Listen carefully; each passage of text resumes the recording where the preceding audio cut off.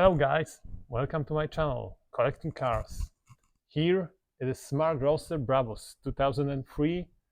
I will show you everything you need to know about the car, why it is interesting, besides the looks, and what to look for if you want to buy one, and of course, we will take it for a drive. Let's go. Let's start with a little history overview. The Smart Roadster and Roadster Coupe were released in 2003, produced only three model years. So we've got 05, 04, 03. You may find cars that were registered in 2006, 2007, but the main production was only through 3 years. There were three trim levers. They were connected with the engine power. More power, more equipment.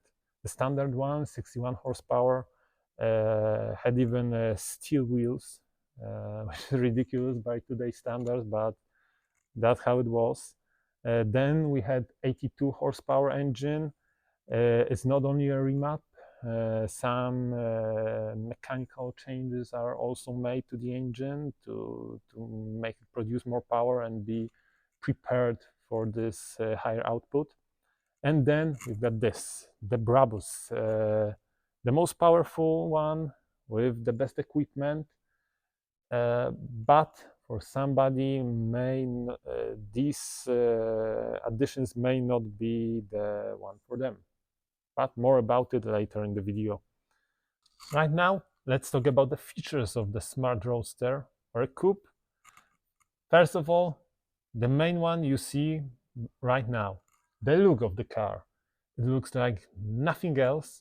Of course, you can identify it as a smart, as it has their characteristic features, but nobody has done anything like this. You may love it or not, but for sure it's got a character, as all the rest of the car.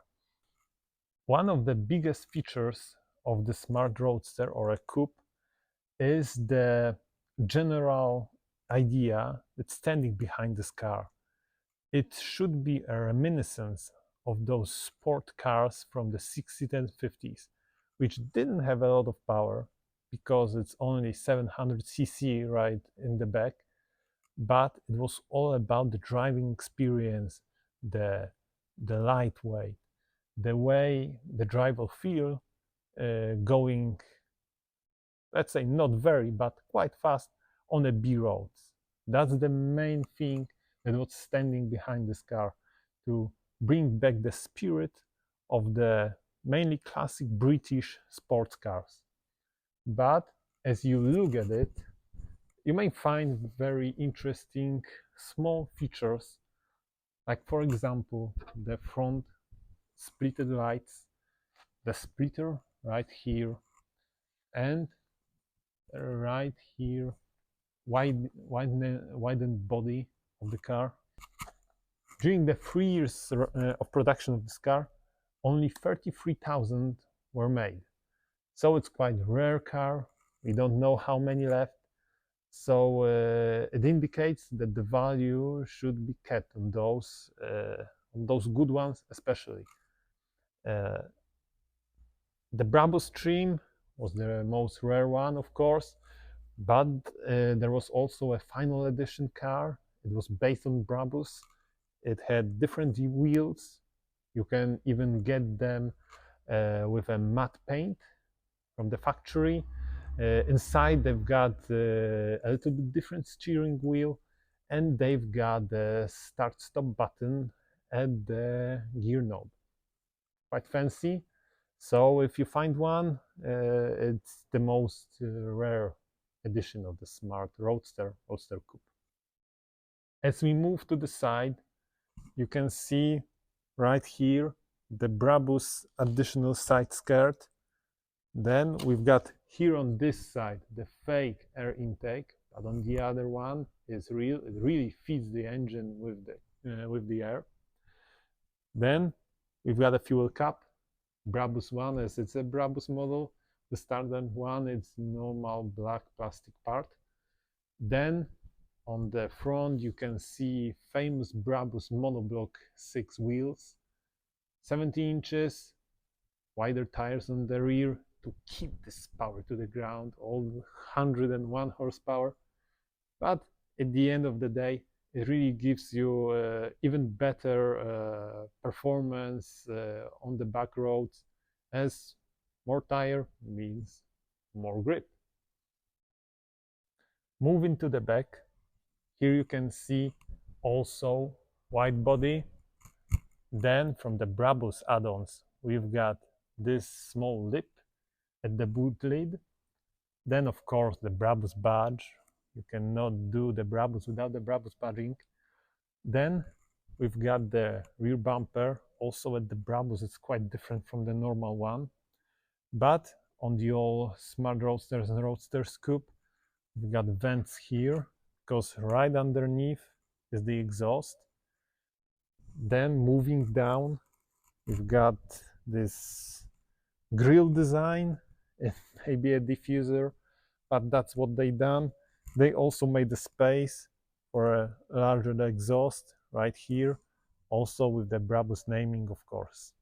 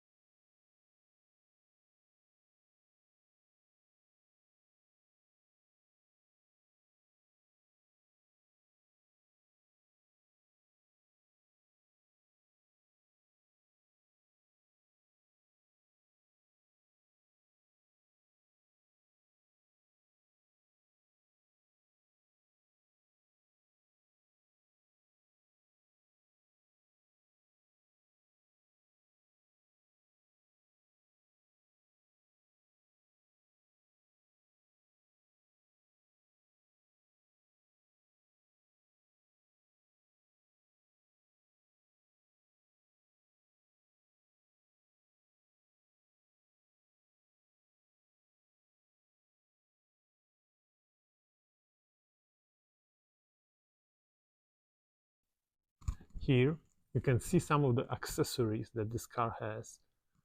It's a baggage mounting. It also has got special luggage. I will show it to you later. Here above you can see another spoiler. It's standard on every car, of course only on roadsters, as the coupe has a roof line going right here. It may give some aero advantage, maybe not, but it looks quite fancy. Another interesting quirks connected with this accessory are the brake lights. As on the standard car, you've got brake lights right here, you've got the additional third one right here, but also you've got the fourth braking light. Of course, it's because you can put some luggage right here. As you will notice, the roof situation on the Roadster is also quite unusual. It can be open in a few stages. The first one, of course, you simply press the switch and the roof glides right into its cabin, because it's got separate place where it sits when it's down. It's right at the back, right behind the seats. Then you've got to go out and do the second part. You can of course drive like it is with a, let's say, a kind of Tagra roof, but you can also take out those pillars, oh, here, and of course the second one on the other side, and put them in a special place in the front luggage part. A quite important thing that is considered about the Smart Roadster Brabus, whatever one you will choose, is the getting in and out. It's not so easy as you might expect. Just take a look. Got to slide in with one leg, then the second one comes in and you are in. Generally, if you are quite fit, there won't be any problems, but getting out it's even harder to help yourself the steering wheel, head down, and out you go.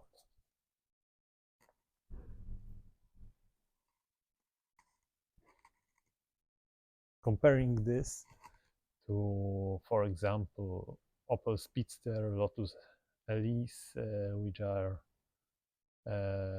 from the same size, from simple year of production, it's easier, but not quite much. Inside, the car is quite spacious, surprisingly, for its size. Um, for sure, two people can do longer journeys in it without any problems. The only thing you have to consider is the space that you have available. So you've got to watch out how much you want to take. Or if you have a case for the bag, of course, you've got much more possibilities. The general layout is very similar to this, what you will find at 4.2 from this period. The build quality, it's hard to judge. A lot of hard plastic, but it's well put together, so there are not rattles, squeaks, and so on. In Brabus trim, you've got leather here, small luxury touch. Of course, also the leather seats. So from the things that you have to watch out, check how the computer is working, if the screen lights up properly. Also, in the Brabus case, it's very common that the leather splits here because of the sun. So you'll have to try to cover it once again at the upholstery shop. In the footwell, we've got Brabus Smart pedals, got Brabus carpets, and what's very important with such a small and sporty and stripped out car, we've got some equipment. We've got even heated seats, AC of course, radio, that's standard, but we've got also computer with quite a lot of options for its time. We even have got the cruise control. So if you want a longer trip, no problem at all. So regarding the Brabus stuff inside, as I mentioned, we've got leather wrapped upper dashboard, got special Brabus indicators, plus Brabus handbrake made of brushed aluminium, and what's quite fancy, the glowing gear lever. It's dark, illuminates the Brabus logo, of course. Then the leather seats, and some parts of the door panels are also wrapped with leather. Quite nice. The previously mentioned paddles on the steering wheel that helps you enhance the driving experience are also quite well made. These are metal ones. It's really a pleasure to push them. Now a few words about the accessories for a Smart Roadster. As you can see at the back, we've got mounted traveling bag. It's the original Smart one, marked with the Smart logo. It's fully useful. Got wheels,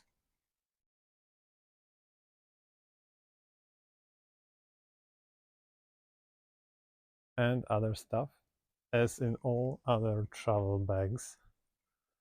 It is mounted by the straps. It comes through here on both sides, so it gives it really a classic vibe look. just like on the old days when people were carrying their luggages out of the car.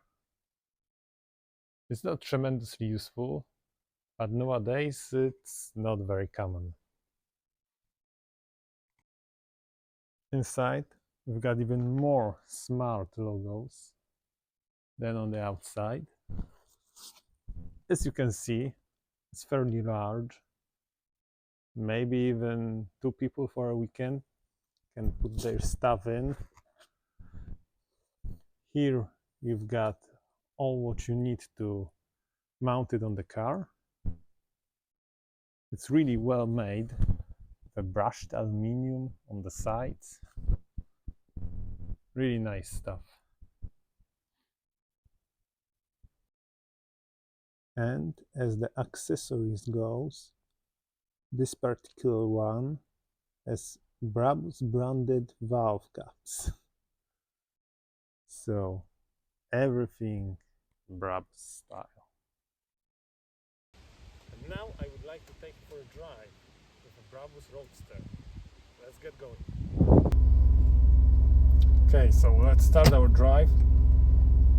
First, as it's not a classic automatic transmission, as may some of you know, there is no park position, there is only neutral, and from there you are just shifting to the left, go into automatic mode, drive front, and then if you want to go back you just simply push it down from the neutral.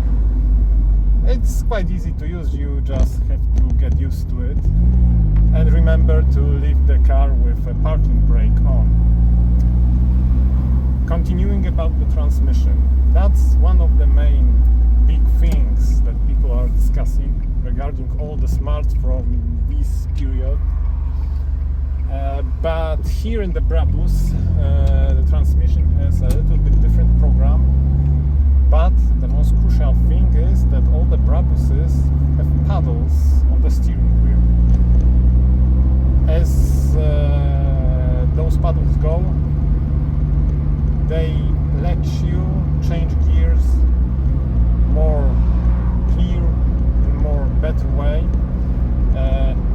The key here is to take a little bit of the throttle when you are shifting up or down. Just like this, it's really flat, really good change. Maybe of course it's not as good as nowadays dual clutch transmissions, but it's enough for this type of car, for just enjoying the ride, even though it even adds to the experience, as you are a little bit more involved in the process. So you don't just, pull the paddles in 1 millisecond, gear changes and you are off. You have to work a little bit. As for a car with such purpose, to just take for a spin, enjoy the ride, enjoy the sun, it's nice. It's also gets you more involved, makes some classic feel to it, even as some people would like to say about those semi-automatic transmissions. I'm personally also a user of a few other cars with this kind of transmission, for example Maserati, and I find them even better than the transmissions that work in the classic way, because I also have a quattroporte with ZF gearbox, which in my opinion a little bit ruins the experience. Maybe some other time I will have a chance to tell you something more about it. But coming back to the Smart, first of all, the car is not fast. Even in the Brabus version, just 101 horsepower, 150 Newtonometers, so not a lot, but there is also not much weight to it. As I mentioned, about 800 kilos. It's really lightweight, especially for today's standard. So if you find some corner goes. It goes enough to give you some thrills. You hear the engine buzzing right behind your head. You hear the blow off when you are changing or getting out of the throttle. It also adds to the experience. And generally, by this, what you feel, it feels fast. It's not fast on the paper. It's not really fast if you measure the time from 0 to 60 to 100, wherever how you measure it in mpgs or kilometers. It's nice. It's fun.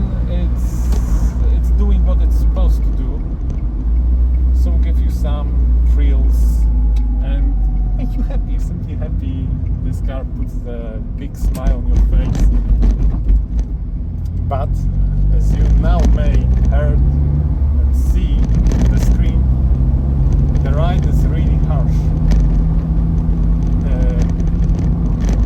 In part, it's because of those 70-inch alloys with very low profile tires, but also the Brabus has Bilstein suspension that is much harder than this what you get in the normal Smart. But it of course pays dividends when you come to a corner. But anyway, also the normal Smart really drives very good. I had two 82 horsepower versions, and I can also recommend them as really the corner eaters. Because all the enjoyment driving this car is how it's nimble. The steering is very precise, especially for the time when the car was produced. The low mass of course helps, but the chassis is really great considering everything. Even as you drive faster, maybe you don't feel even that it's as bumpy as it is at the low speeds. Of course, it's due to its small sizes, but really nice experience. As I mentioned before, really a lot of space. You can jump in and go for a longer trip, no problems. Also with your passenger, you can take some stuff with you, go for a weekend trip, or even go for a Euro trip. I know people who took their Smart Roadsters for a big spin around Europe. So it will also work in this way. It will be also a cheap drive as the usage of fuel is really low. But regarding the drawbacks, maybe some people will find it a little bit claustrophobic because there is a lot of space, but for example the pillars here are close to you. Of course, if you take them out, it's quite a different story. But right now, you can feel that you are in a small sports car, just like in those cars from 50s and 60s. So it's of course a part of the experience, but some may find it a little bit claustrophobic. But for me, it's not a problem, and I am quite tall. What's also nice about this car is that it makes people around you happy. People are pointing fingers at this. They say, "Oh, how? What's this car? What it is?" So, as you are going somewhere, petrol station and so on, you have to be prepared for some questions. Even AMG cars, Porsches, and so on don't make so many noise about itself as this car when it comes to people interest. It's nice because those are also nice feelings without any hate or so on, as it may happen with some other cars.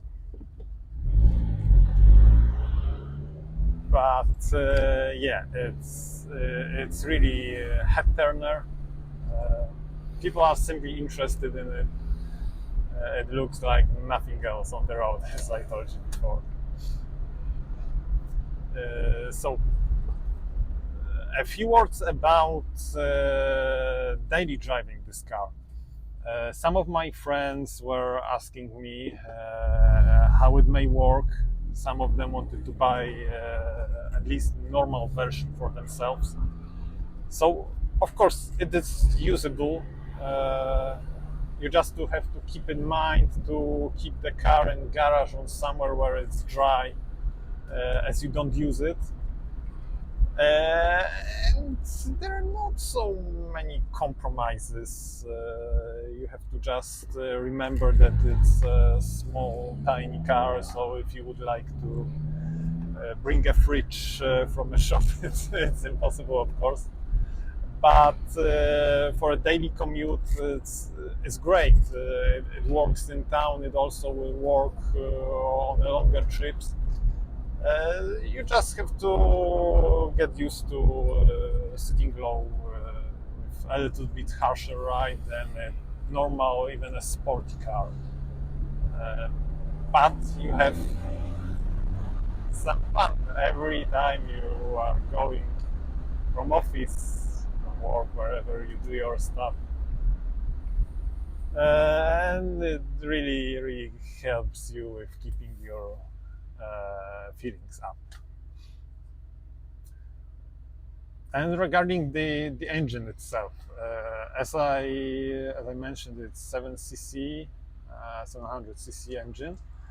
Uh, it's good. It's quite torquey for such a small engine, but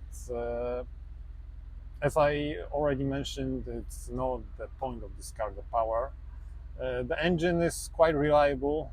Besides, it will need to be, let's say, have a huge service, about 120,000 kilometers.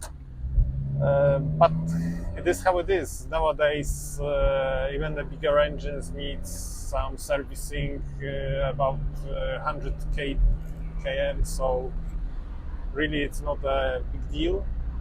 The costs are about €1,000, so it's also not a huge amount of money, and it keeps you on the road for the next 100,000, for example. But as those cars have quite low mileages, so there is nothing to worry about. Especially Brabuses are mainly kept as a second, third car. So then, even though they have about 20 years, they don't have really huge mileages, so there is nothing to worry about. The parts itself for the whole car are quite cheap. Only some specific roadster stuff may become a little bit hard to get, but some parts are still available at the Mercedes-Benz dealership, and they are not extremely expensive, so the costs can be put on a reasonable level, even if you are using the original parts. The culture of the engine is also quite good for a small three-cylinder one. It's quite good. It's not vibrating or something like that. It makes nice noise, especially with a Brabus exhaust. So, as for today's standards, even sporty cars like GR Yaris, like Fiesta ST, have three-cylinder engines, so it's not a big deal.